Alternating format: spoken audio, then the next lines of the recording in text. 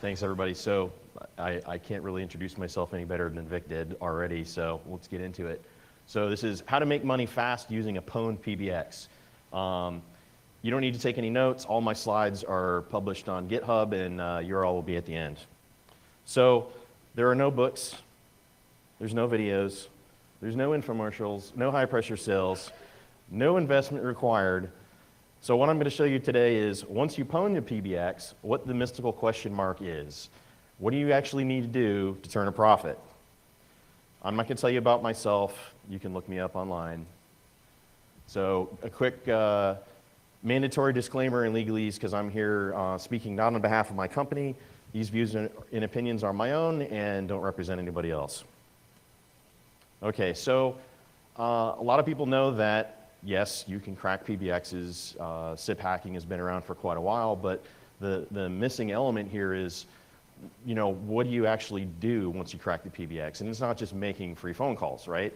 You can actually make money fast. And it's to the point now that, you know, it's a multi-billion-dollar problem. The FBI is finally taking notice and trying to help private industry do something about it.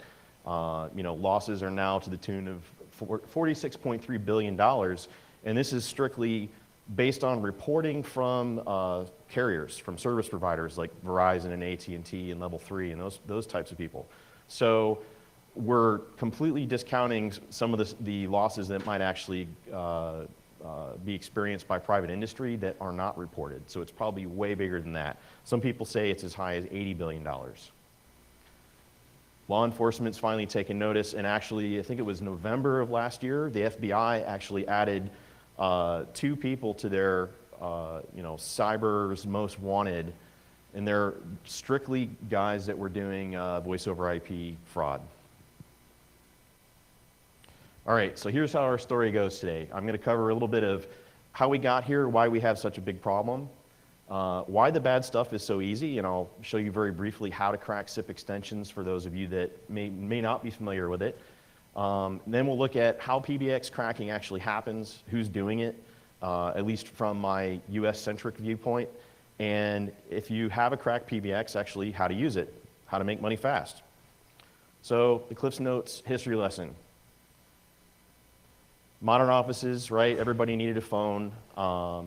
We started seeing phones appearing on everybody's desk, but it was very expensive because everybody needed a hard wire from the phone company, and those extensions were really not in use very often. So people started moving to a PBX system, private branch exchange, and it was just a way to share your limited phone resources and take advantage of that you know, high number of lines that was unused. So you only have to pay for 24 lines to the phone company, but you have several hundred desk sets. It also allows people to call one another inside of your company, and you don't have to go out to the actual phone company. Unfortunately, there's still a lot of wires, a lot of maintenance, and for the poor telco guy, a lot of crawling around in closets and stuff like that. So along came IP, and we put everything in the meat grinder of IP, including voice over IP. We started connecting it to the internet. First popular with H.323, and now the voice over IP landscape is primarily dominated by the SIP signaling protocol and RTP for carrying voice. What's interesting is that the service providers are now peering, actually they've been peering for several years, strictly over IP.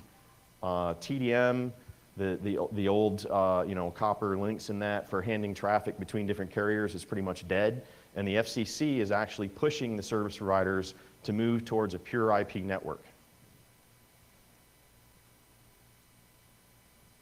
All right, so the move to an IP-based PBX, you know, there's a lot of motivations for businesses to do this, especially simplicity, cost savings, and features.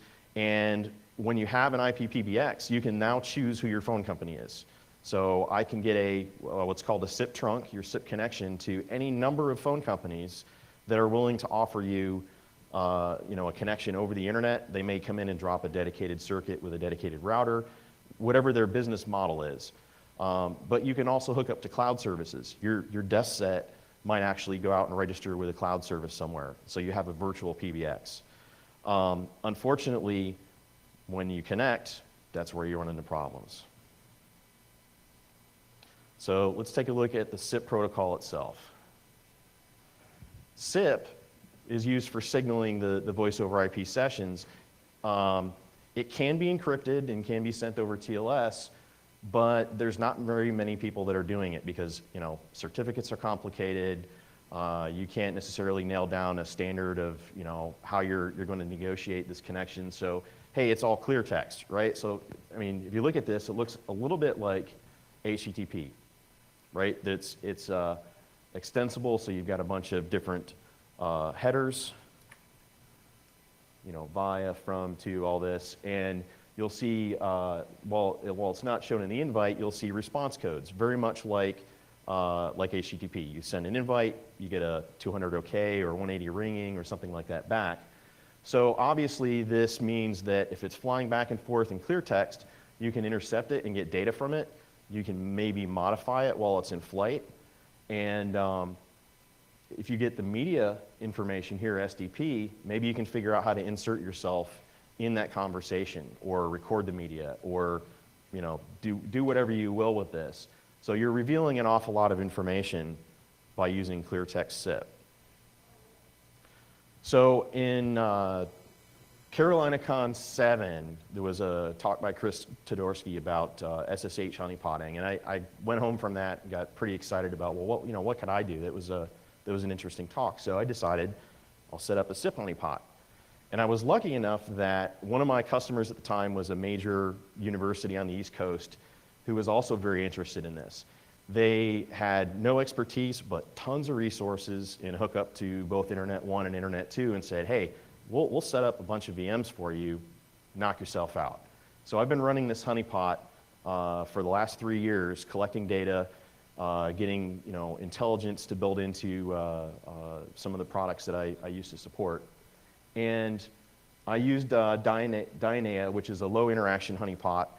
And, you know, thinking I was going to be thorough, I set up TCP, UDP, TLS, you know, TFTP, basically the whole gambit of different protocols that SIP could run over. But, you know, because we weren't really working with any funding, if you compromised my honeypot, it really didn't go anywhere. So you couldn't really make a free phone call anywhere. But the intelligence that we were able to collect was reflective of what the attackers were actually trying to do in order to compromise your system. You know, given that I figured people were going to be intelligent about, you know, where this IP is you know, physically, or where the IP is registered, who the IP is registered to, that they would figure out, oh, it's this university, so I'm going to try to figure out, you know, how I can scam them, like where's financial aid, bursar, security. So I set up all these extensions on the PBX, or the fictitious PBX, thinking, you know, maybe we'll get some good data out of that. Unfortunately, that didn't really work. The surprising part was there were no attacks to TCP, no attacks to TLS. I've never in 3 years seen anything hit my TFTP port.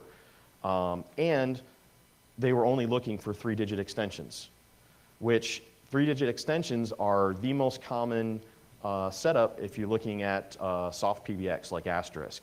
Out of the box, it's defaulting to 3-digit extensions. And the top tool that was in use didn't even provide back any feedback to the user that it found a PBX unless you were using 3-digit extensions. So for those of you who support voice over IP systems, take that one to heart. If you've got 3-digit extensions, get rid of them. All right, so from the perspective of the honeypot, what actual SIP methods do we see? So the SIP method is the type of message. You'll have things like options, which are a basic health check saying, hey, are you there? What do you support? And the response back from the PBX is supposed to be, you know, I support, you know, these particular things for anchoring media, and this is how I like to send ringtones and things like that. The next thing that we'll see is an invite, which is basically, hey, establish a call to this number. And then the last is a register message. So you may send an invite, but because you're not a registered user, you haven't sent a username and password, and the system doesn't know about you, you can't really make any calls. So the register is, here's my extension, here's my password, put me in your directory, I'm going to start making phone calls now. And there are actually 14 different SIP methods, but just these 3 are really the only ones that you'll see in SIP cracking. So what actually happens? The first thing is an attacker will send an options message. This is your basic Nmap scan of the internet. They're just looking for any IPs that are out there that are hosting a SIP service. So they'll send an options message and get a response. And when they get a response, then they'll send an initial probe. And this is, I'm just going to try to make a call to see if perhaps it's wide open, misconfigured, what have you. If it works, hey, great, they're going to start sending traffic. In most cases, it doesn't. So then they start sending register messages. And they'll try multiple passwords, and it's purely brute force, 100, 101, 102, blah, blah, blah, all the way through their password list, usually numeric, and then you might see them switching back and forth to text. And so, okay, fine, they figured out the password is 102. The next thing they're going to do is try to make a call to a test number. And that test number is usually a burner phone or maybe another VoIP extension that they cracked somewhere else. So they actually know, this is like the verification check. They actually know that this thing can make calls and get somewhere. And in the case of my honeypot, because it didn't have a trunk hooked up to it, right, the calls were going nowhere, but they didn't know that there was no trunk. They just figured, well, I didn't get the right prefix to make my calls. So you'll see 001s, they're trying to make an international call, 01, that didn't work, so now I'm going to stick an 8 in front of it. Maybe that's what I need to do to get an outside line. Then they try 9, and hey, magically that worked, so I can now make outbound calls. So a recent example, this is taken right from the Dianea logs on the honeypot. You'll see that multiple invite messages, and in this case, the IP address was registered to Palestinian Internet Services. The crazy part about this is, you and I would think, well, I'm going to hack a PBX. I'm going to go through Tor. I'm going to do, I'm going to do something to obfuscate who I am and where I come from. Palestine. So what are you going to do? Go to Palestine and demand your money? It's not going to happen, right? And you can see the prefix here, 972, is actually owned by Jawal Cellular in the Palestinian territories. I wouldn't call this number if I were you, by the way. Very expensive. So obviously, one of the things that you can get from running the honeypot is figuring out, what are the actual tools that people are using. And again, just like just like with the IP addresses, these attackers don't even really care, it seems, if you know what they're running. So SIP Vicious, I mean, it has a default user agent string that says friendly-scanner, and you'll see it show up all the time. Now, obviously, my honeypot data is based on a very US-centric view, and I've talked to other VoIP security professionals internationally, and they see slightly different things based on where their attackers are coming from and where they're based. But for the most part, SIP Vicious has remained, since it came out, I think 4 or 5 years ago, the top tool for cracking VoIP extensions. The interesting part was I gave a talk similar to this at the Communications Fraud Control Association last year, and at that point in time, 99% of all the hits on my honeypot were coming from SIP Vicious. Now, it has fallen to, 76%? And this VAX SIP user agent represents the bulk of the increase in different tools. VAX SIP user agent is just the user agent string that's sent by a particular voice over IP API that's commercially available. So people are actually buying a SIP API and writing quick scripts that will just do all their scanning and credential cracking for them. SIP CLI is another example of one of those. And this one actually cracks me up. iBeam. You can get a number of different free SIP clients, but for some reason, there is an ecosystem of these VoIP hackers that exchange tools and tips and all that. they're all using the same like circa 2007 version of iBeam back when you needed to install an actual license key, and somebody cracked it and just everybody's using it. And the hysterical part was I got a call from a customer because my VoIP security appliance was blocking some of their customers from registering to their service. And they're like, oh my God, you got to turn the signature off. I'm like, but the only people that use that is fraudsters. It's like, yeah, but we point our customers to go download their SIP clients to a Where's forum in Turkey. It's like, it was a Turkish telecom company, and they're actually pointing their real customers to a Where's site. All right, I give up. So I added an option to disable that signature. The interesting part is 0.4% of basically each of these tools in the sample, Metasploit, like hardly ever saw it at all, but Metasploit I think is probably one of the better tools for cracking SIP because it's nearly impossible to block it with signatures.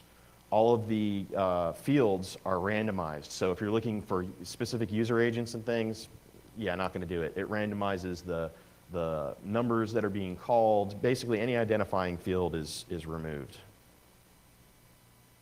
So if we look at the countries that were actually hitting me, this was another thing that shocked me. It changed this year. It used to be that, sorry, I'll back up here. Anyways, real attribution is hard to prove, right? Because you can mask your IP address. Top 6 sources, basically top 6 source countries represent 97% of the total data set. So there's obviously a few top countries that are doing this type of hacking. All right, this is the point I was going to get to. So in 2013, 65% of voice fraud was coming from Israel and the Palestinian territories. Why that is, I don't know. It's one of those things, different natural language forums, people exchange tips, people meet up, their local security get-togethers or whatever, and say, hey, I'm doing this, I'm making great money, you should try it too. So perhaps that's one of the reasons why it's happening. It's also very difficult to go after somebody who's actually in Palestine. But the crazy part was it fell from 2013 and 2014 and went from 65 down to 23%. There's a reason why that happened, I think.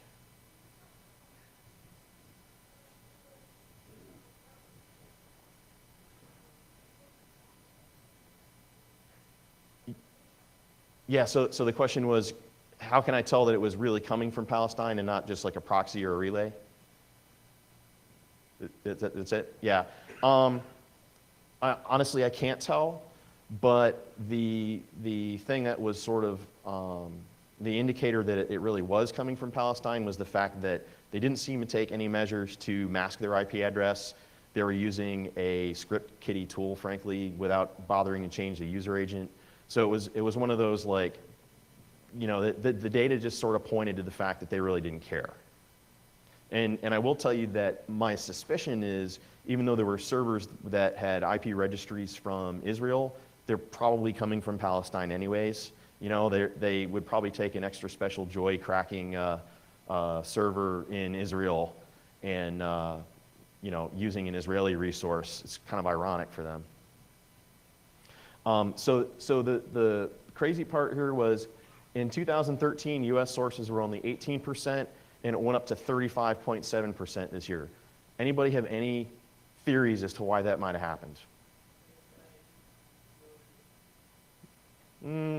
I wouldn't think so, because if you're going to be committing this type of crime, why would you move to the US where the NSA might monitor you more?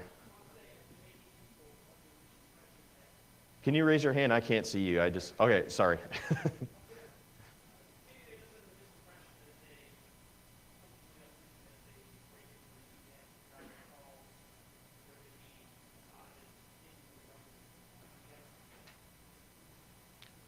Yeah, I would think it might be the other way around, right? If you're going to crack a US resource, maybe you're going to undergo more scrutiny, but yeah, exactly.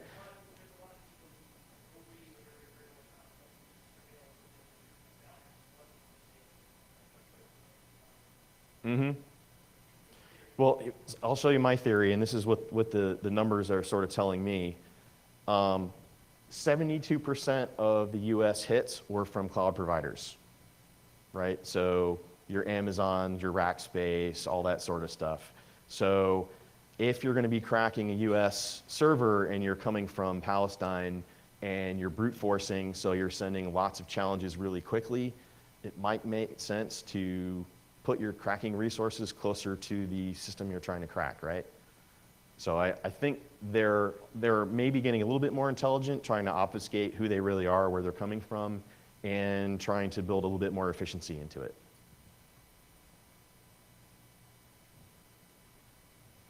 So if we look at, this is a volumetric map, and I give credit to my buddy Dwight, who's actually a GIS researcher, who put this together for me. So traffic by volume shows a similar story as far as the top countries. You know, you've got France in here, in Germany. Missouri was like the weird outlier. I'm like, and it may be difficult to see, but there's some little shadowing. There's a few other states in here, and then Missouri is just like off the charts. And the only thing I could attribute that to was that there was this one dude who was really, really interested in cracking my server. I don't know why. But there seemed to be several different cloud providers that happen to have, you know, servers in the Kansas City area. It's very difficult to see because the countries are so small and it's all relative here to size. But Palestine's over here to the right.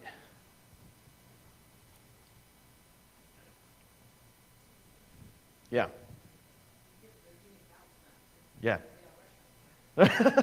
They're like the Russian Carters of the VoIP fraud world, I guess.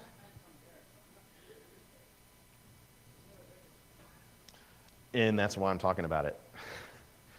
You know, and it's not a you know, it's not a cultural or a country slam or anything like that. It's not meant to be personal. It's just what the data is showing, you know. Mm-hmm.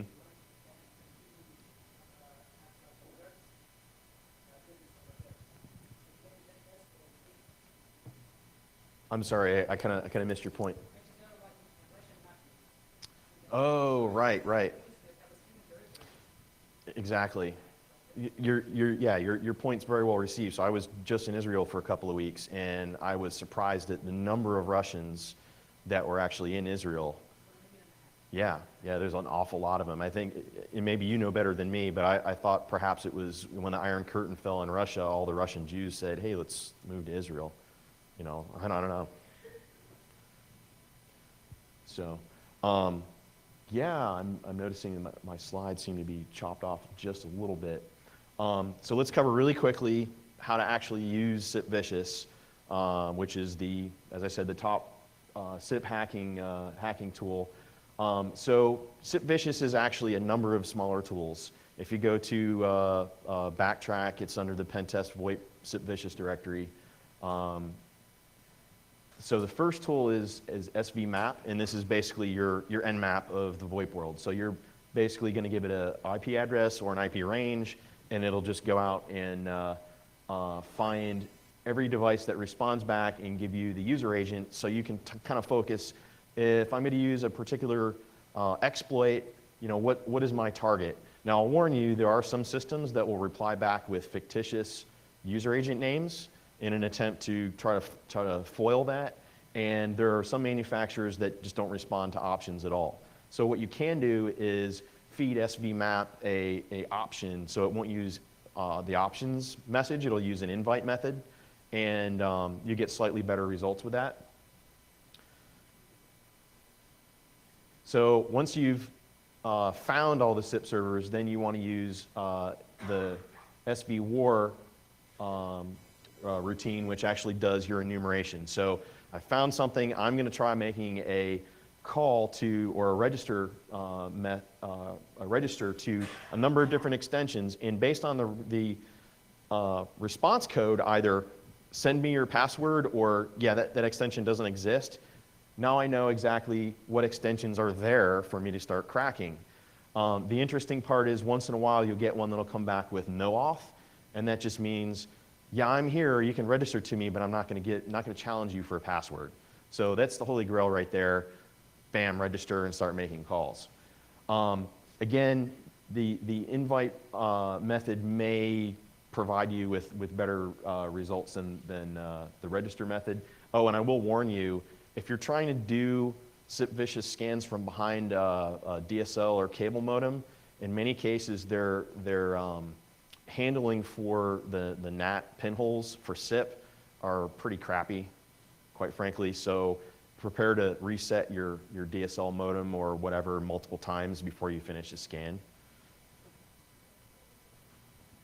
And then lastly, credential cracking. So SIP-vicious SV crack, you feed it the extension number and then either a password list, or you can give it the range of numbers that you want to use, basically the numbers that a user would punch in to authenticate at their handset. So you'll see an awful lot of the small business systems in that just use numerics. A lot of the like the MSOs, the cable vendors that also bundle VoIP services, have moved to very complex passwords though. And of course, if you're lucky enough to find a system out there with, you know, an open web interface or perhaps running some APIs, those things are nice juicy targets.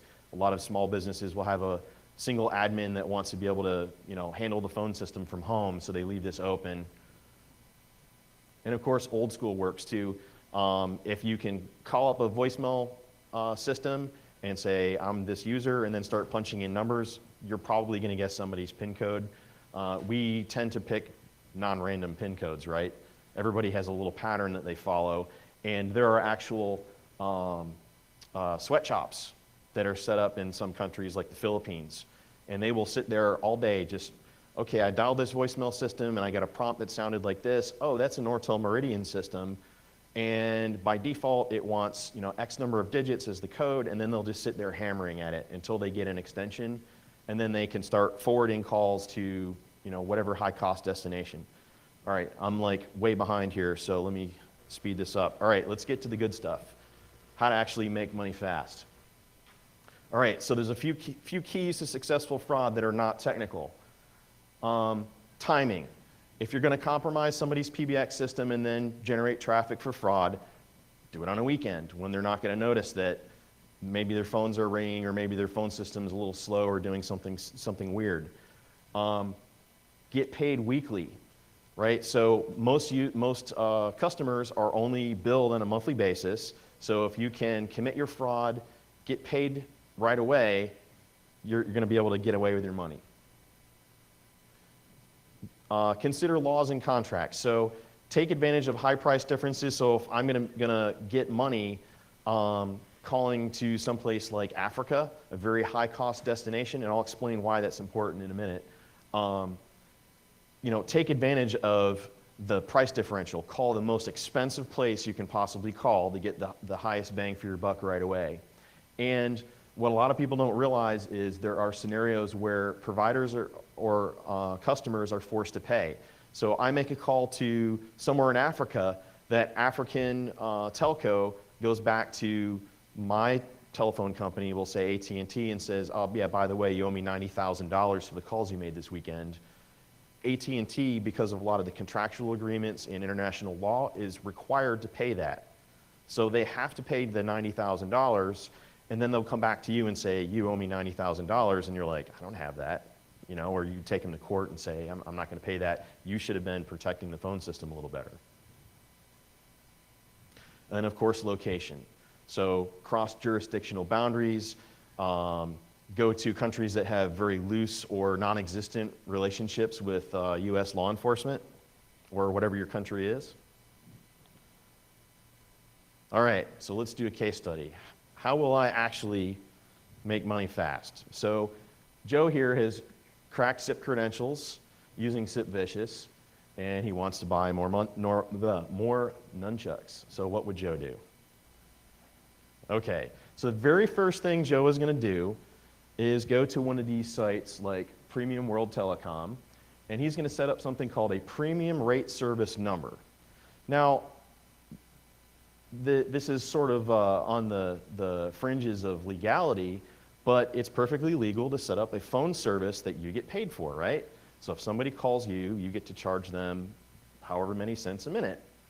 The PRS numbers basically provide a number for you to dial in multiple countries, and based on the country that you dial, you will get a different share of the revenue.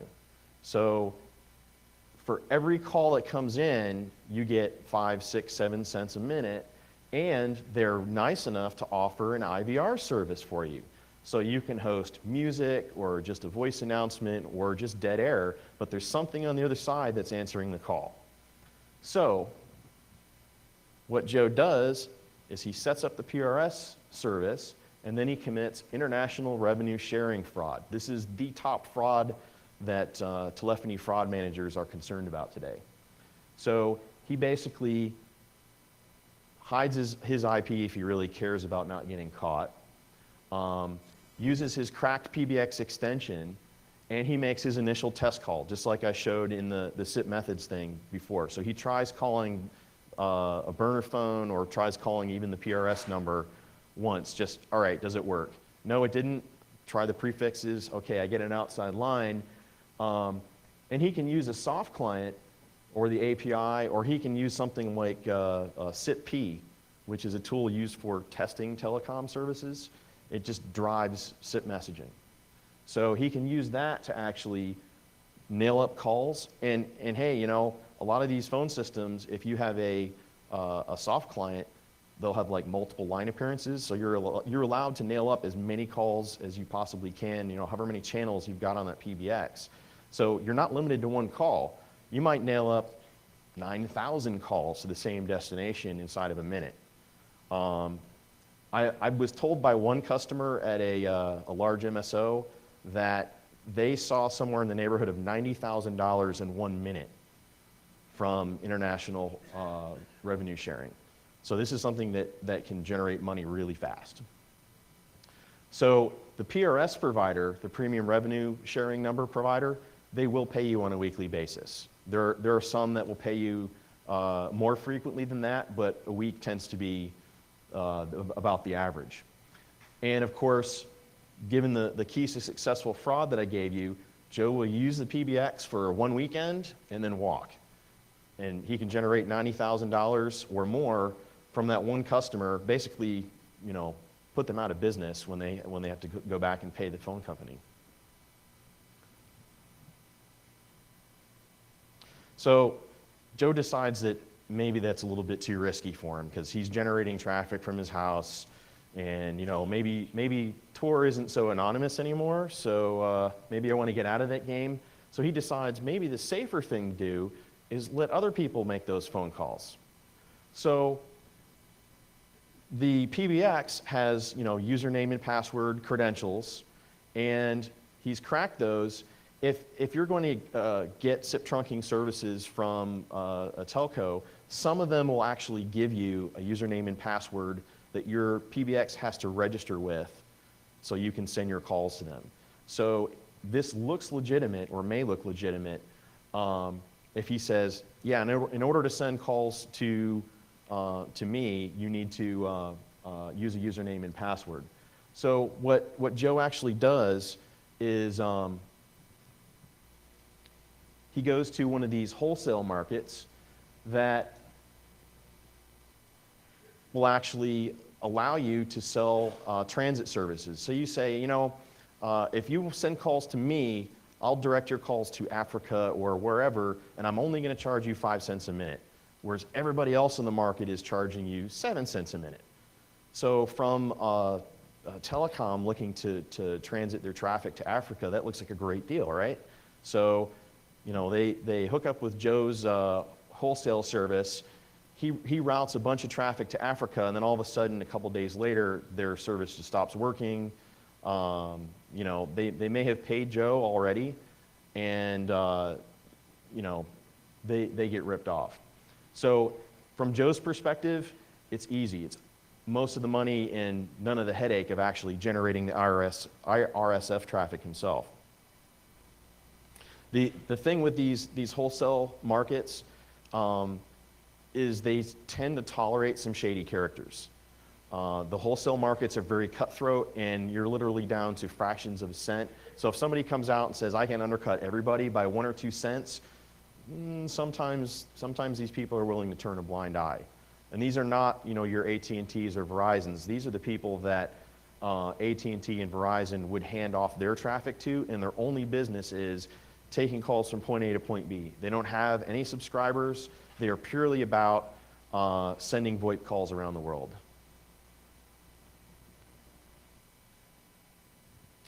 All right, so this one is not necessarily needing a PBX. This is just another way you can make money fast.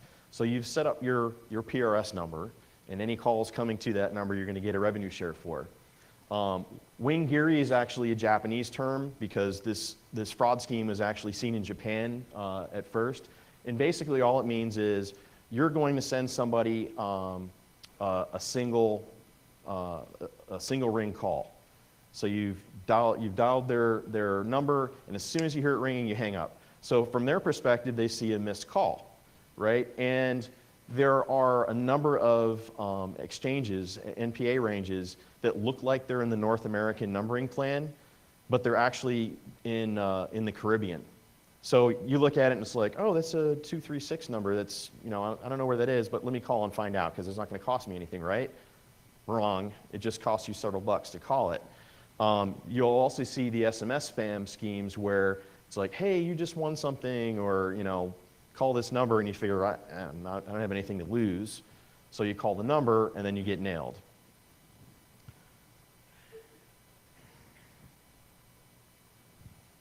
All right, and then the last one, TDOS is actually sort of a new scheme that's come out last couple of years. Telephony denial of service. Everybody's heard about DOS attacks, where you just hammer somebody with SYN messages or what have you. TDOS is, as it would imply, you're actually making phone calls and tying up the phone system. This can be used for fraud. It's being seen in multi-vector DOS attacks, especially like on banks and stuff. They'll TDOS the bank's incoming lines so customers can't call them. Then they'll DOS their website, and then there'll be a low and slow attack where they'll go in and compromise a database or what have you. But they can't make calls out, they can't receive calls, and TDOS is tying everything up. The other vector for this, though, is extortion. There are online forums similar to the Carter forums where people are exchanging loan information. So you go to cash your paycheck on payday at one of these cash or check cashing centers, and there's a shady person there who's selling your information that, hey, they cashed your check, they loaned you some money, what have you, and maybe you're behind on your loan. So a extortionist will basically call you at work and say, I'm going to tie up your phone system unless you pay what we're owed, and maybe it's $50, maybe it's $75. Here's the account, send the money now. And they do it at work because you're going to be embarrassed if the phone system gets tied up, and then when somebody finally answers, they go, yeah, Joe Smith owes us money and he's behind on his payments, and oh yeah, by the way, he's got a drug problem. They can say anything.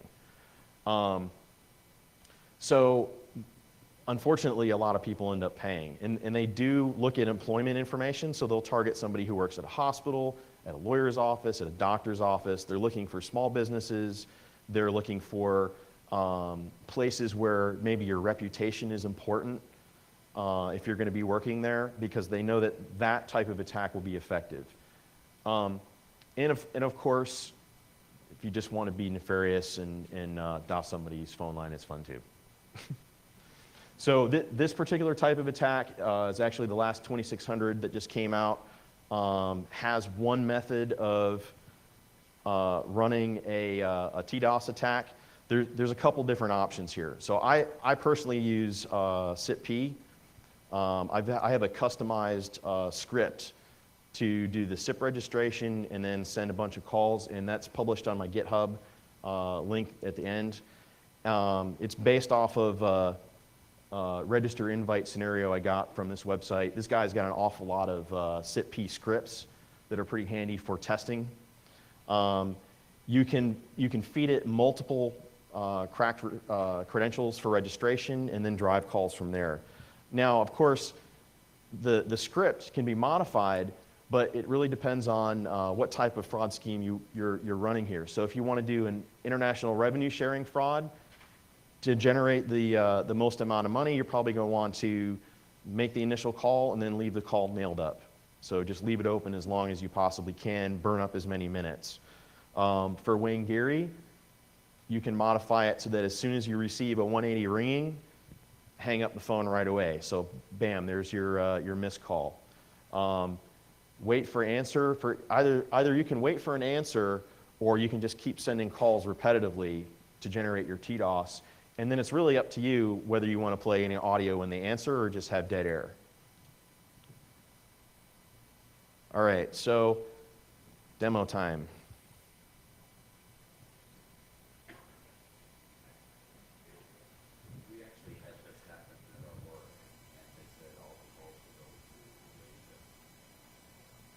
Yeah, that's not surprising. All right, let's see if I can't figure out how to, oh, there we go.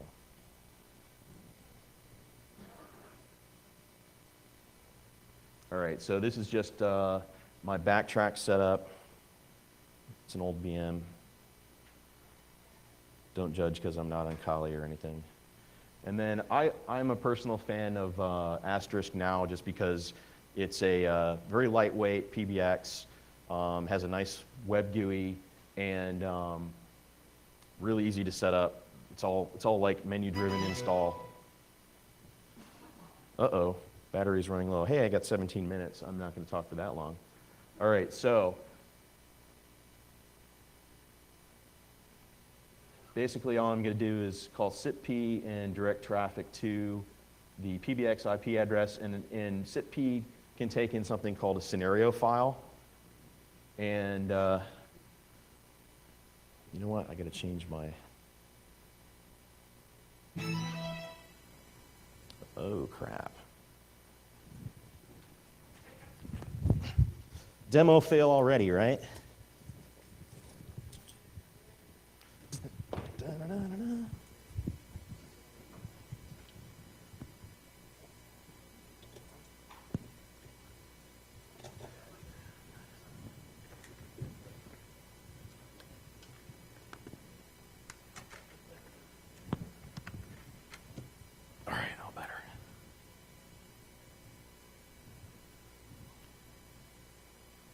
All right, so I'm just going to run this. You can't actually see the SIP client. So I have a X-Lite client running on my laptop. I'm just going to go over here and hit enter.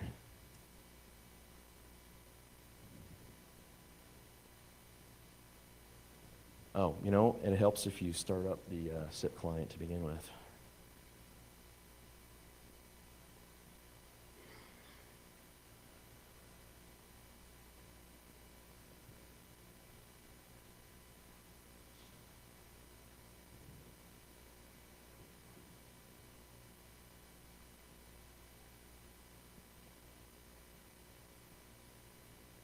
Account is not enabled. Go to account settings. That's where I am.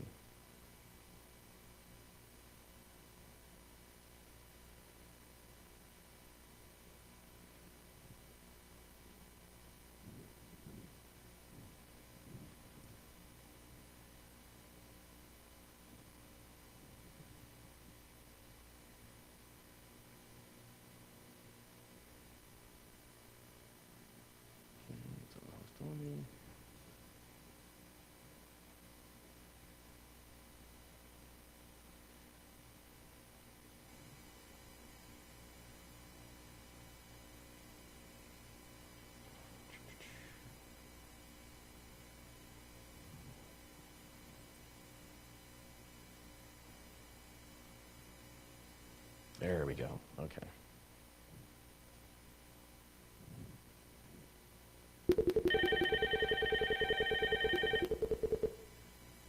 All right, so what you can't see is on the right side, I've got like 4 different incoming call dialogues that have popped up. And as soon as I try to answer any of them, here we go. It just keeps coming and coming. And I'm like, decline, decline, decline, and it just keeps popping up. So you can see I'm generating messages extremely quickly. Register, invite, and the 180 is the actual ring. So no matter what, I'm just like hanging up, hanging up, hanging up, and they just keep coming in. Now, I will say that, let me kill this.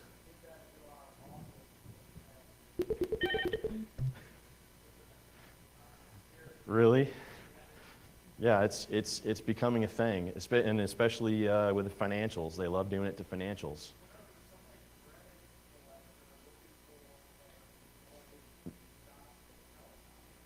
Yeah. It wasn't a collector. It was a fictitious collector. Yeah.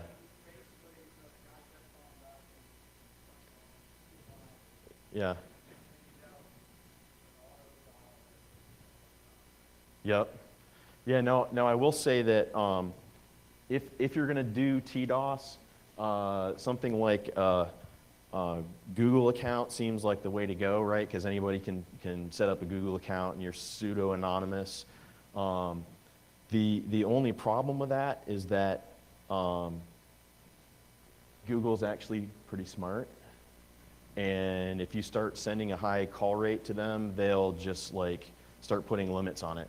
So you can get through maybe 2 or 3 calls a minute, and then they go, yeah, no, I don't think so. This is automated, and you're not a good guy. So really the way to go is to go with one of the commercial services that will charge you maybe a couple of cents per call, or just get a cracked PBX and run it through somebody else's PBX, because those people are paying a premium for a commercial SIP trunking service, and their calls are going to complete.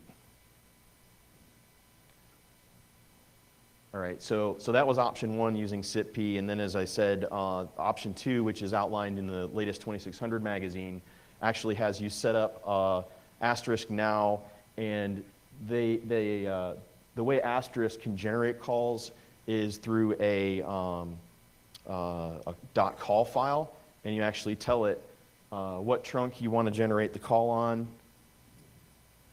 So you tell it, the SIP channel, and you can spoof your caller ID. So you can tell it, I want to look like I'm coming from here. You can do the same thing with SIP-P if you edit the scenario file.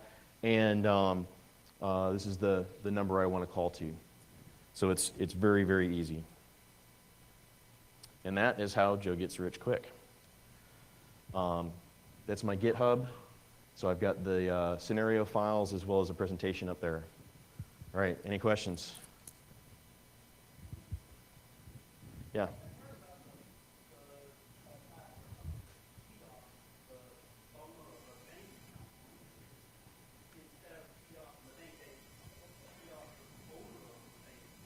Mm-hmm. Right, so the bank can't reach them, or even if they become aware of what's going on, they can't reach the bank either. Exactly, yeah.